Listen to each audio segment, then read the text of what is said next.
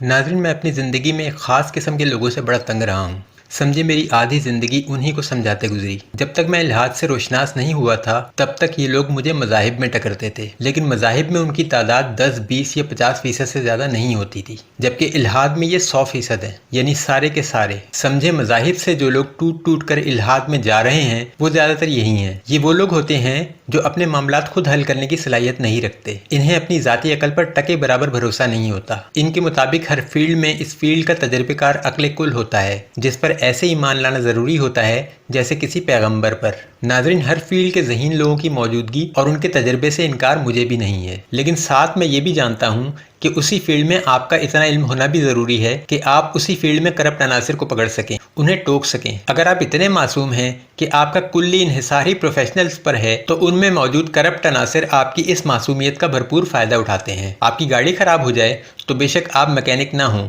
लेकिन आपको इतना अंदाज़ा ज़रूर होना चाहिए कि ख़राबी का माखज़ क्या है और ख़र्चा कितना आएगा। अगर आपको इतना अंदाज़ा नहीं है तो अब आप मुकम्मल तौर पर मैकेनिक के रहम करम पर हैं। वो जो चाहे ख़राबी बताए और जितना चाहे खर्चा निकाल दे। यही मसला मज़ाहिब में है। आपके पास दीन का बुनियादी इल्म नहीं है, न कारोबार दुनिया ने इतना वक्त दिया कि अपना दीन खुद सीख सकें, तो समझें अब आप मुकम्मल तौर पर मौलवी साहब के रहम करम पर हैं। वो चाहे तो आपको बेहतरीन मशवरा देकर जन्नत भिजवा दे और चाहे तो अपने साथ आपको उस ठिकाने में ले जाए जहाँ उसने खुद जाना है। नाज़रीन, मैं अपनी ज़िंदगी के हालात लोगों को कम ही बताता हूँ, लेकिन मैं अपनी ज़िंदगी में एक ऐसे मकाम तक भी पहुंच चुका हूं कि जहां मेरी आंखों पर पट्टी बंदी थी, मैं दीन के बिल्कुल किनारे पर खड़ा था और एक कदम आगे इल्हाद की गहरी खाई मेरी मुंतज़िर थी, लेकिन मैंने कदम आगे नहीं बढ़ाया बल्कि अपनी आंखों का पट्टा उतार फेंका। अब जन्नत जाऊंगा तो अपनी अकल के सहारे, जहन्नुम मुक़द्दर है तो अपनी ही अकल के कसूर पर। उल्मा से आज भी फैज़याब होता हूँ, लेकिन उनकी कही हर बात को अपनी अकल के पैमाने पर परख लेता हूँ। वैसे तो मेरे मसाइल ऐसे हैं ही नहीं जिनमें मज़ाहिब के उल्मा मेरी मदद कर सकें, क्योंकि जिन मामलात पर मुझे तफसीली इल्म दरकार होता है हमारे उल्मा ने उनके नाम तक नहीं सुन रखे होते। बाकी नमाज रोज़े के मसाइल जानने के लिए मेरे पास कुरान मौजूद है, सही बुखारी मौजूद है, सही मुस्लिम मौजूद है। मेरा इन्हिसार इन्हीं पर है। बहरहाल मैं आप लोगों को ये बता रहा था कि मेरी आधी ज़िंदगी लोगों को ये समझाते गुजर गई कि हर प्रोफेशनल काबिल भरोसा नहीं होता, चाहे वो दीन का बहुत बड़ा आलिम ही क्यों ना हो। साल 2011 में पाकिस्तान में इल्हाद को बाकायदा लॉन्च किया गया। लॉन्च करने वाला हमारे मुल्क का सबसे बड़ा न्यूज़ नेटवर्क जियो टीवी था। इसकी तफसीलात भी किसी दिन तफसील से बयान करूंगा, लेकिन इसके बाद हमें फेसबुक पर जगह जगह ऐसे सवालात का सामना करना पड़ा जो हमारे बाप दादा ने भी ना सुने थे। उलमाए कराम की खामोशी और दुनियावी उलूम से महरूमी ने हमें मैदान अमल में आने पर मजबूर कर दिया। अब हमारा मुकाबला ऐसे लोगों से था जो साइंसदानों से मुतालिक वही अकायद रखते थे जो हमारे मासूम मुसलमान मौलवियों से मुतालिक रखते हैं। मौलवी साहब ने कह दिया फलां बुजुर्ग हवा में उड़ते थे तो हक है। साइंसदान ने कह दिया कि इंसान बंदर से इर्तका याफ्ता है तो हक है। हालांकि हकीकत ये है कि जितने सवालात मुल्हिद दीन के खिलाफ उठाते हैं उसका 10वां हिस्सा भी अगर इल्हाद के खिलाफ उठाएं तो दीन से पहले इल्हाद छूट जाए, लेकिन वो ऐसा नहीं करते। इल्हाद में कशिश बहुत ज़्यादा है, हर किस्म की आज़ादी, न नमाज न रोज़ा न ज़कात, शराब व शबाब की खुली छूट और दिल के बहलाने को ये ख्याल कि कोई खुदा नहीं जो हमें हमारे जुराइम पर पकड़े। और क्या चाहिए, यकीन कर लेने को दिल करता है।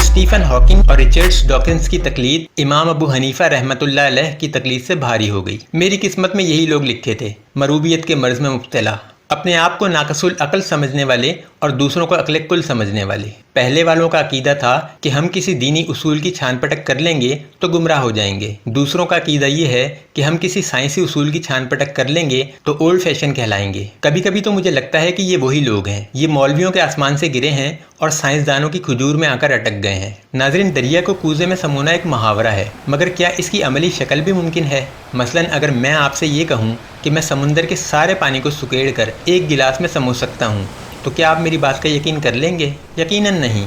मगर क्यों? आप मेरी बात पर यकीन क्यों नहीं करेंगे? क्या इसलिए कि जो बात मैं कह रहा हूँ वो अकली एतबार से होना मुहाल है?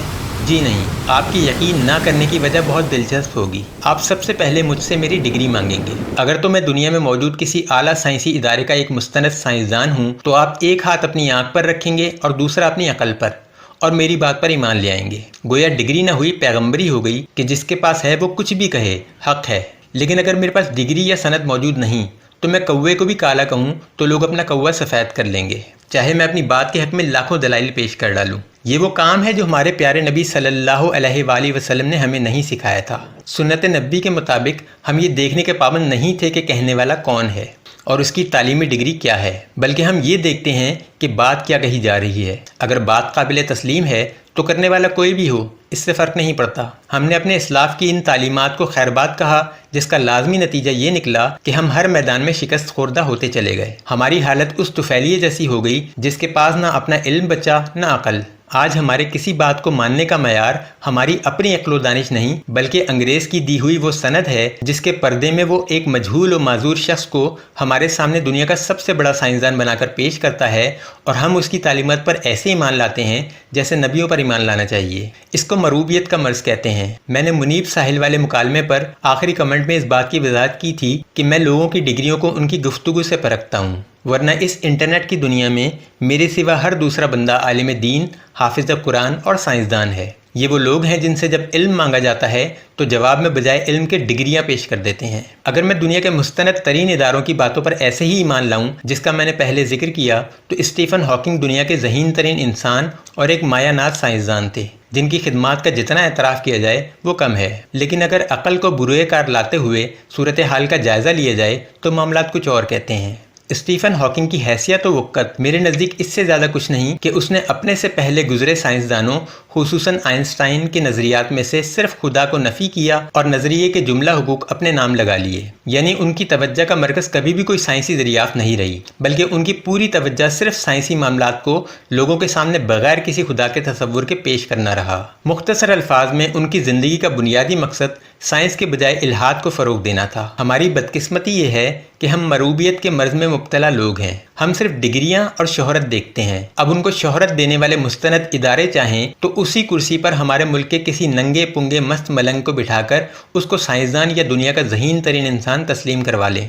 حالانکہ حقیقت یہ ہے کہ اگر آپ دنیا کے سب سے ذہین ترین انسان کو ہاتھ پاؤں کاٹ کر کسی غار میں 10 سال کے لیے بند کر دیں تو 10 سال میں اس کے علم میں محض اتنا اضافہ ہوگا جتنی چیزیں غار میں اس کی رسائی میں ہیں۔ غار کے باہر کی دنیا کے حال سے وہ بے خبر رہے گا، چاہے اس کا دماغ جتنا مرضی تیز ہو۔ اسٹیفن ہاکنگ نے اپنی زندگی کے آخری 50 سال اس سے بھی بری حالت میں گزارے جیسی میں نے غار والے کی پیش کی، مگر انہوں نے وہ نظریات پیش کیے کہ عقلی طور پر سمجھے جانے کے لیے مشہور علم سائنس ایک معجزاتی علم میں تبدیل ہو گیا۔ یعنی سائنس نے ایک مذہب کا روپ دھار لیا۔ سن لیجئے اور ایمان لے آئیے، چاہے عقل سے جتنی مرضی ماورا بات کی جا رہی ہو۔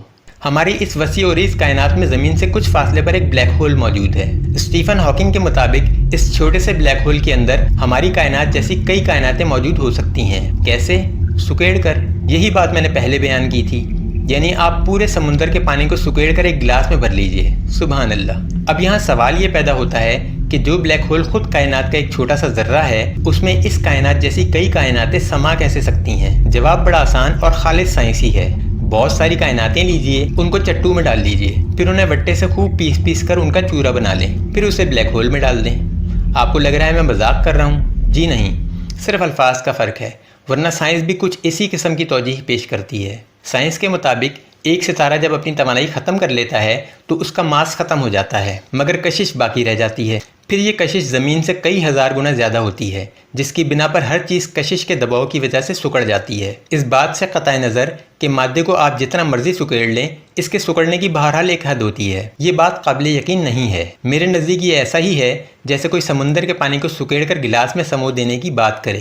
آج کی اس جدید سائنس کے مطابق وقت میں سفر کرنا بھی ممکن ہو سکتا ہے۔ اس کا طریقہ بھی بہت آسان ہے۔ آپ کائنات کو فولڈ کر لیں، یعنی جس طرح کپڑے کا تھان لپیٹ دیا جاتا ہے تو ایک لمبا چوڑا کپڑا چھوٹا سا لگتا ہے، اسی طرح کائنات کے اوپر والے سرے کو چٹکی سے پکڑیں اور اسے نیچے والے سرے سے ملا دیں، پھر اوپر والے سرے سے نیچے والے سرے کا فاصلہ صفر رہ جائے گا۔ یعنی بقول اقبال، ادھر ڈوبے ادھر نکلے، ادھر ڈوبے ادھر نکلے۔ میرے خیال سے اس طریقے کا عملی تجربہ سائنسدانوں کو بجائے کائنات کے زمین پر کرنا چاہیے۔ جنگل میں مور ناچا کس نے دیکھا؟ اسے شہر میں نچوائیں تاکہ دنیا دیکھے۔ جس طرح کائنات کو فولڈ کرنے کی بات کی جاتی ہے، کہ اس طرح زمین کو فولڈ کرنے کی بات کی جا سکتی ہے؟ تو جواب ہے نہیں، زمین پر یہ سہولت دستیاب نہیں۔ امریکہ ہم سے جتنا دور ہے اتنا ہی دور رہے گا۔ ہم زمین کو فولڈ کر کے امریکہ کو اپنا ہمسایہ نہیں بنا سکتے۔ پہلے زمانے میں کہا جاتا تھا کہ جو سمجھ میں آ جائے وہ سائنس اور جو نہ سمجھ آئے وہ جادو۔ آج جادو اور سائنس میں یہ فرق بھی نہیں رہا۔ میرے جیسے بندوں کی مجبوری یہ ہوتی ہے کہ ہم ہر معاملے کو سمجھے بغیر اس پر یقین نہیں کر سکتے، چاہے دنیا بھر کے سائنسدانوں کو وہ نظریہ سمجھ آ جائے۔ جو مجھے سمجھ نہ آیا تو میرے لیے بیکار ہے۔ اچھی زندگی گزارنے کا اصول بھی یہی ہے کہ سمجھنے کی کوشش ہر ایک کو کیجیے، مگر ماننے کا پیمانہ صرف ایک ہی ہے۔ بات آپ کو سمجھ آنی چاہیے، یہ آپ کا حق ہے۔